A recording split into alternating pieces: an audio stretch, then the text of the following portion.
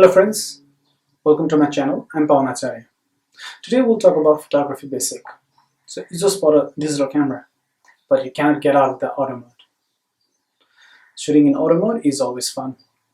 Your photos are properly exposed and you don't have to worry about any settings.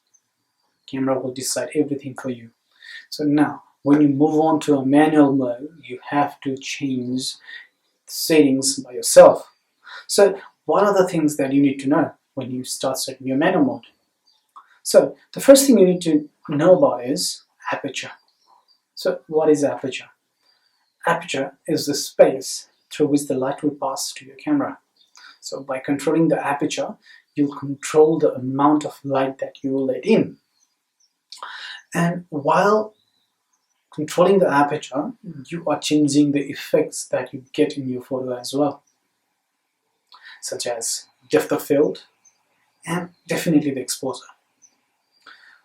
Now, when you're shooting a portrait, you need a softer background. You have to wide open your aperture. And when you're shooting a landscape where you need your foreground and background take sharp, you need to close down your aperture. So now let's take some photos with the different aperture settings and let's see how it will affect on the photos. For the first test, I put my camera into aperture priority, so I don't have to worry about the shutter speed and ISO. And I've used the exposure that the built-in light meter of a camera shows me. And I haven't used any external light or anything, I'm just using the ambient light. So this first photo I've clicked is f1.8, which is the largest aperture that the lens I'm using offers me. So as you can see, the first battery and the last two batteries is completely blurred and the second battery is in focus. So when in 1.8 the depth of field is very shallow, and as you go past in 2.8 the background and foreground is a little bit showing off, and in until f4, and then when you reach f5.6, now all the batteries are easily separated. And as you go past in the f8 and again in f11, so the batteries, the background and the foreground is more sharp, is getting sharper and sharper. So when you get into f22, it's the all the battery are clear, all the batteries are sharp. So now by controlling the aperture, you can control your depth of field as well.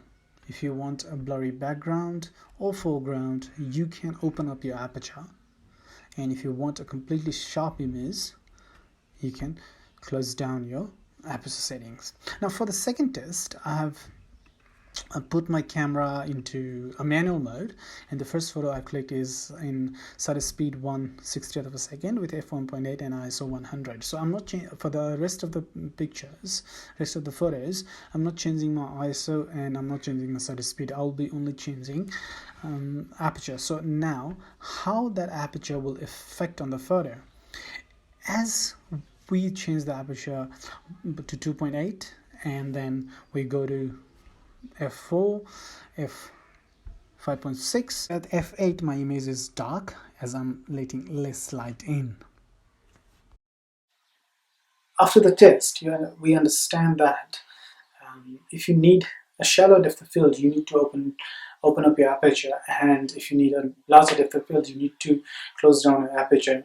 Along with that, if you're shooting in a good light, you can close down your aperture, and if you're shooting in the broad daylight, you can narrow down the aperture. Now I hope you guys will be able to set your aperture settings as per your need. And if you like this video, guys, please do hit the subscribe button so you will get the notifications for my future videos, and do not stop shooting.